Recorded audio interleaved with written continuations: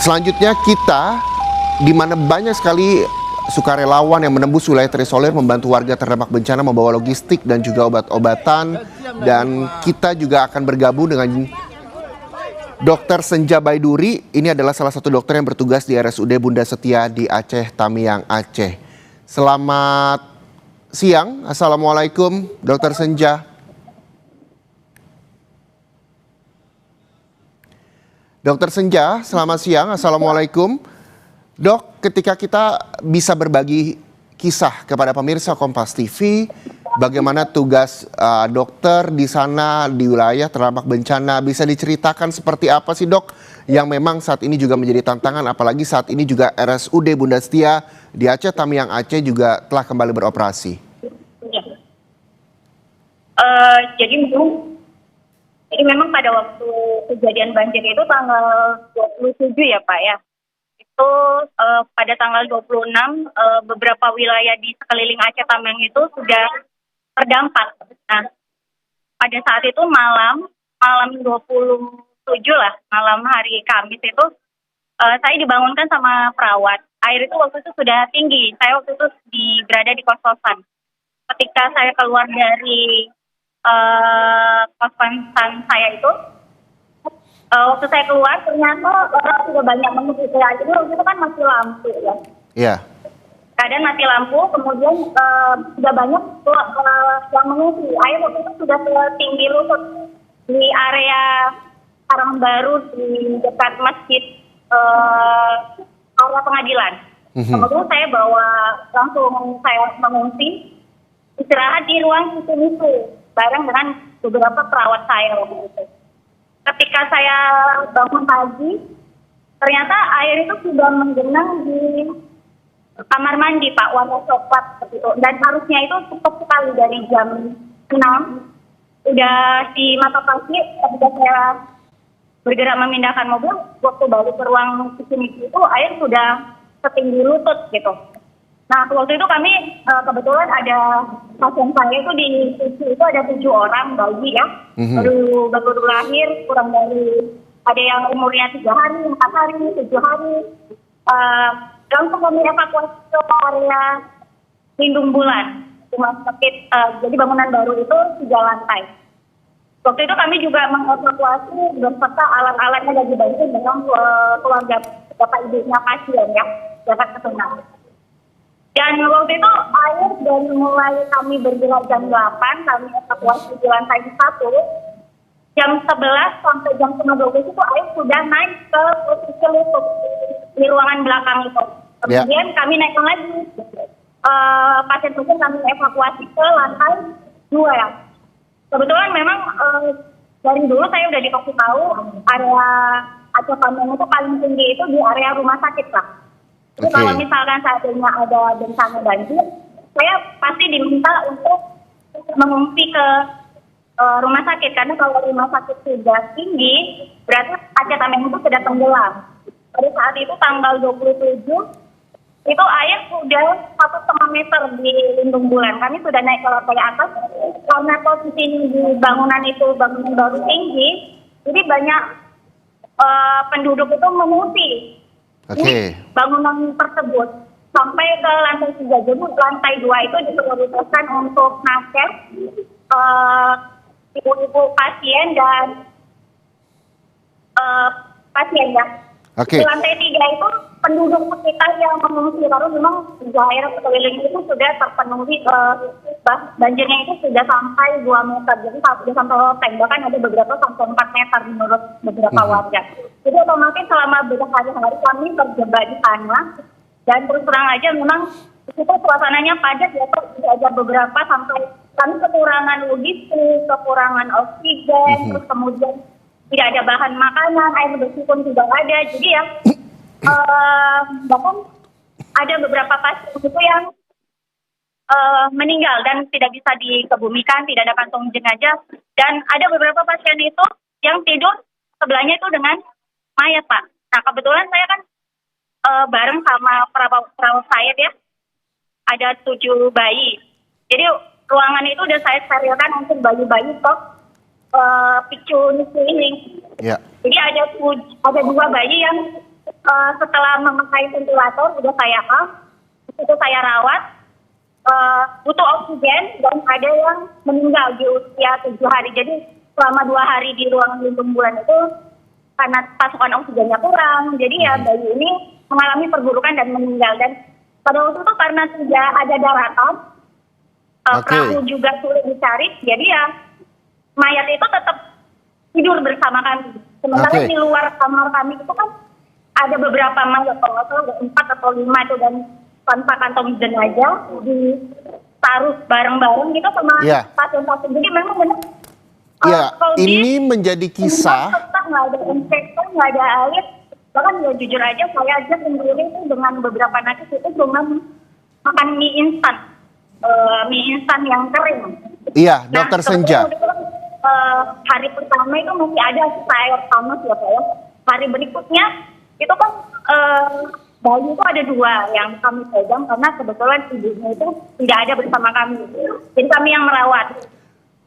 Kebetulan karena nggak ada ibunya, kami berikanlah susu formula. Karena tidak ada air bersih, otomatis kami kan bingung ya berikannya. Terakhirnya kami mintakan ibu yang jenis kelamin yang sama itu untuk membantu menyusukan. Itu ada 2 bayi. Iya, Dokter Senja. Tapi yang juga menjadi perhatian saya dari gambar yang kami tampilkan di layar, ini banyak juga sukarelawan, terutama para dokter yang memang membantu warga terdampak ini bisa menembus wilayah terisolasi. Karena di Aceh Tamiang juga sempat terisolasi. Bagaimana ceritanya para sukarelawan, para dokter ini bisa sampai? Ya,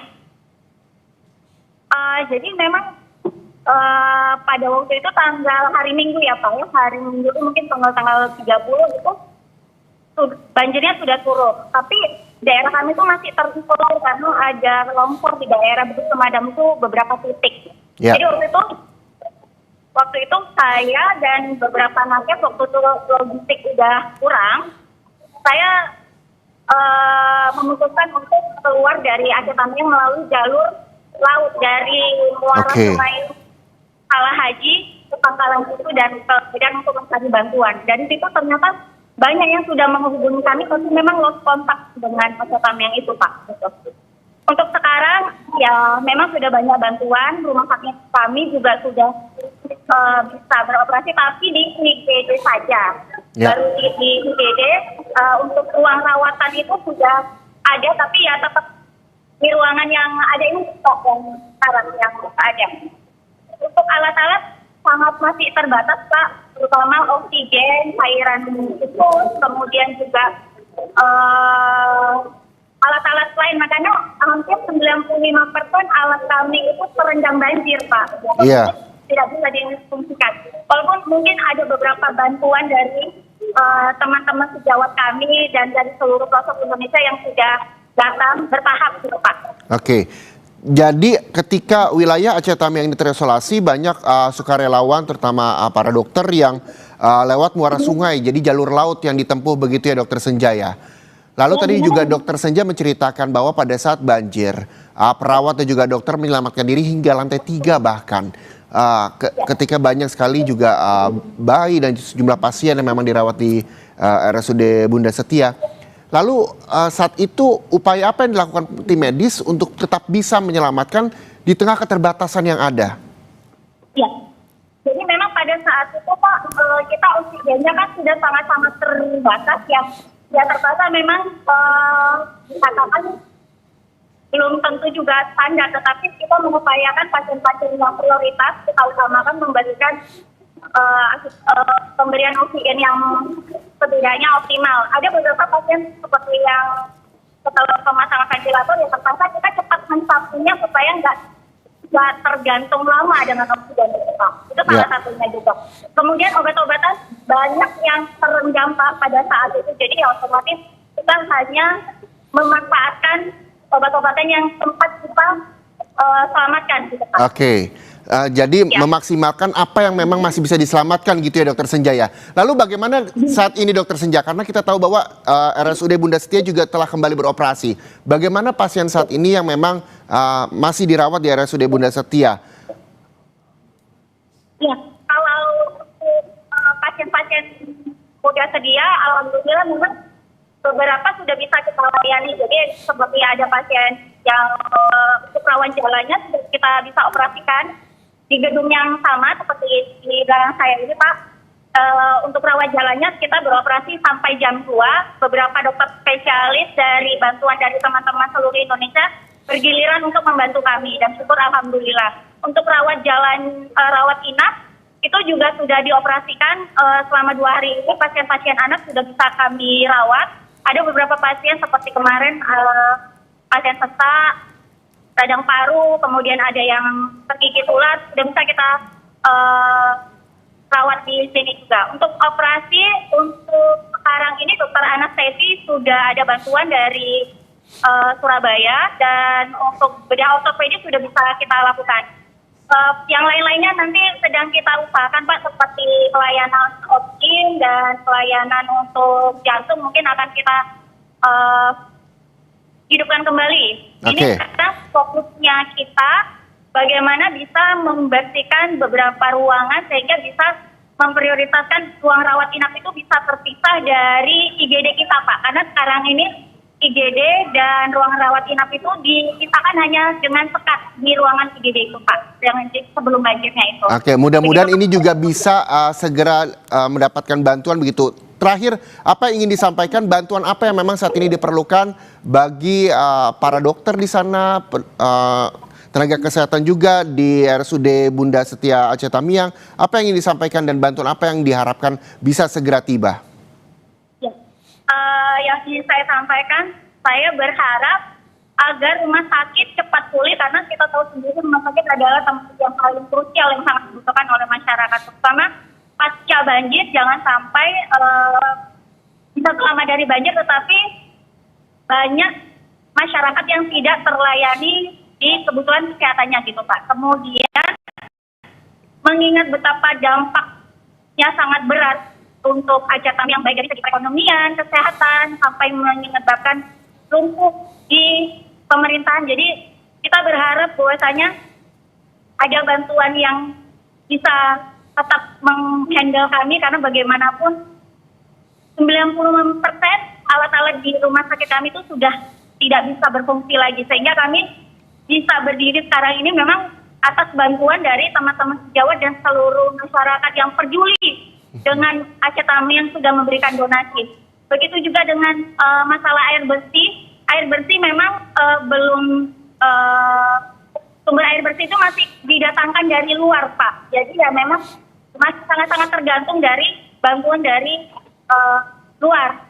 Untuk berikutnya, ya mungkin itu yang bisa saya sampaikan karena begitu banyak keluhan. Tetapi mungkin itulah yang bisa saya sampaikan untuk saat ini supaya bisa ditindaklanjuti gitu, Pak. Amin, amin ya Rabbal Alamin. Mudah-mudahan apa yang disampaikan Dr. Senja, anggota Ikatan Dokter Anak Indonesia di Aceh ini bisa didengar bahwa bantuan air bersih sangat juga dibutuhkan karena kita tahu bahwa dampak banjir ada 95% alat di RSUD Bunda Setia Aceh Tamiang terendam banjir dan rusak. 2 hari sudah rawat jalan dan rawat inap beroperasi di sana. Semoga pasien yang dirawat bisa segera sembuh dan teman-teman dari dokter dan juga tenaga kesehatan juga selalu sehat untuk bisa berbagi kepada warga terdampak. Terima kasih sekali lagi anggota Ikatan Dokter Anak Indonesia di Aceh, Dr. Senja Baiduri atas waktunya bersama Kompas TV.